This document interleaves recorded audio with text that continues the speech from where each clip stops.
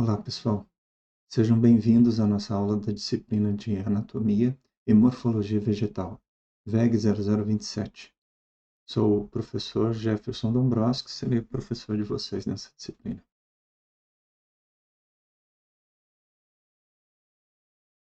Na aula de hoje nós vamos tratar de alguns conceitos e definições sobre plantas e botânicas. Então, é uma aula geral. O objetivo dessa aula é a gente entender um pouquinho o que é planta. Vocês vão ver que isso não é tão óbvio, esse conceito não é tão óbvio. Entender também o que é a ciência das plantas, a botânica. Entender como as plantas são classificadas, ou seja, como é que elas são organizadas em grupos. Entender como as plantas são nomeadas, o nome científico das plantas. Como que a gente faz para identificar plantas, qual que é o método científico para a identificação de plantas. Ainda entender o que é morfologia vegetal, que é a parte da botânica que dá nome às formas da planta, estuda e dá nome às formas. E, por fim, entender o que é a anatomia vegetal, que é a parte da botânica que estuda as células, tecidos e órgãos. Inicialmente, é importante a gente pensar um pouquinho na importância das plantas, na importância dos seres fotossintetizantes. Por que estudar plantas? Os seres fotossintetizantes estão na base da cadeia alimentar. São eles que produzem toda a matéria orgânica. E a matéria orgânica é alimento para os outros seres, né? Ou seja, todos os seres não fotossintetizantes dependem da matéria orgânica produzida por esses seres. Esse processo de produção de matéria orgânica também tem alguns aspectos muito interessantes. Primeiro, que essa matéria orgânica, matéria viva, é produzida a partir de CO2, que é gás carbônico, e água, matéria não viva. Então, literalmente, os seres fotossintetizantes criam vida. A vida é produzida na fotossíntese. Bom, para produzir vida, precisa de energia também. Esse é outro aspecto extremamente importante dos seres fotossintetizantes. É que eles absorvem energia extraterrestre, energia que vem do Sol.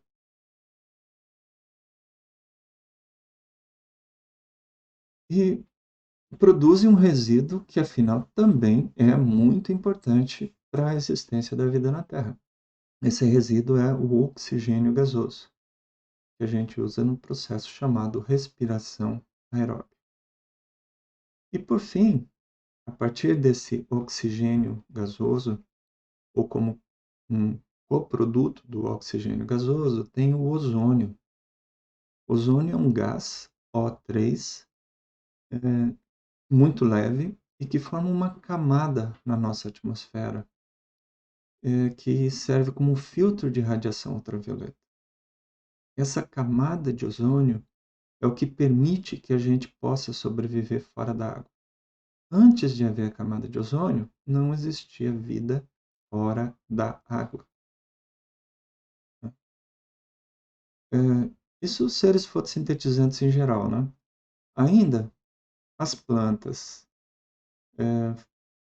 têm um papel extremamente importante na regulação da temperatura. Isso acontece porque as plantas transformam água líquida em vapor. Então, quando as plantas estão efetivamente fazendo fotossíntese, elas também estão convertendo água em vapor. E esse processo de conversão diminui a temperatura do ar, refresca a atmosfera.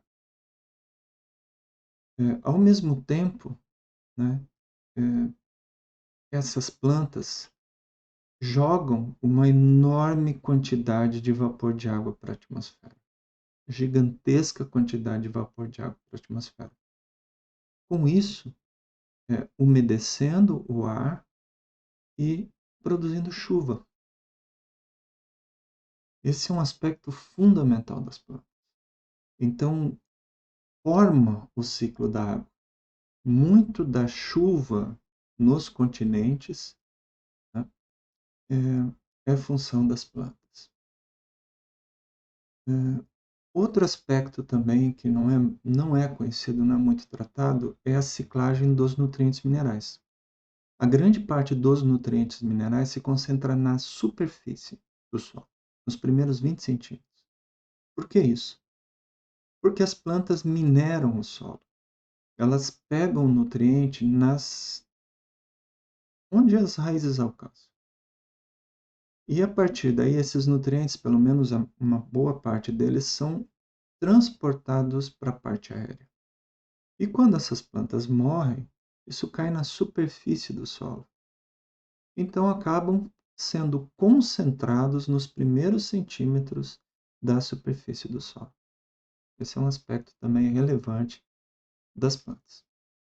E por fim, também extremamente importante, né? Claro que a gente pode levantar vários outros aspectos de plantas, mas as plantas são domesticadas para servir de alimento para o ser humano e para os animais domésticos. Nesse processo de domesticação, né, então são formados ecossistemas específicos, é feita modificação dessas plantas, né, para atender os interesses humanos. É, bem, falando um pouquinho sobre botânica, né, que é a ciência que entende, procura estudar as plantas, é, a gente pode falar aqui de algumas áreas de estudo, né? Seriam as principais áreas de estudo. A nossa disciplina, o foco dela é morfologia e anatomia vegetal. A morfologia vegetal estuda a forma externa. Então, ela tem uma função muito importante, que é dar nomes que possam ser entendidos em qualquer lugar do mundo. Uma pessoa na China vai entender do que se trata. Então, cria esse padrão que é utilizado universalmente. A ciência é universal.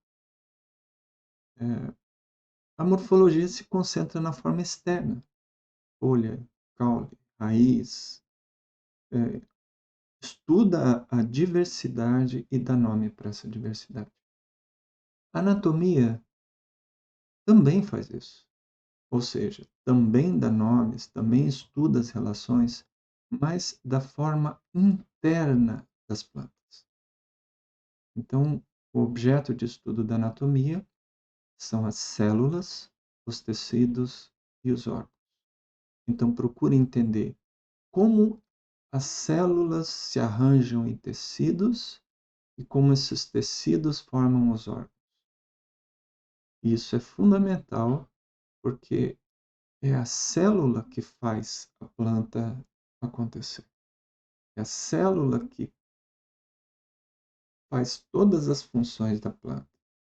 Então, ao estudar a célula e o seu arranjo, é que a gente percebe como que as adaptações são construídas, como a evolução acontece. A taxonomia é a parte da botânica que estuda a identificação das espécies e classes, né? Ela é uma ciência, eu não sei se a gente pode falar assim, mas quase uma ciência de campo, né? Em que o objetivo dela é muito mais de criar um padrão para que, enfim, qualquer pessoa do planeta possa identificar uma planta qualquer. Mesmo que essa pessoa seja leiga, né, para criar um padrão universal. Não importa de onde a pessoa seja, mas se a pessoa tiver conhecimento de taxonomia, vai conseguir identificar a planta do mesmo jeito, seja no Brasil, seja na China, na Alemanha. Então cria essa uniformidade, que é tão importante na ciência, cria uma linguagem comum. A sistemática é outra parte da botânica que muitas vezes é confundida com a taxonomia. Mas a sistemática procura classificar os seres vivos. Então, o interesse da sistemática é muito mais em determinar os graus de parentesco entre as plantas. Não só os graus de parentesco, mas também as origens dessa semelhança.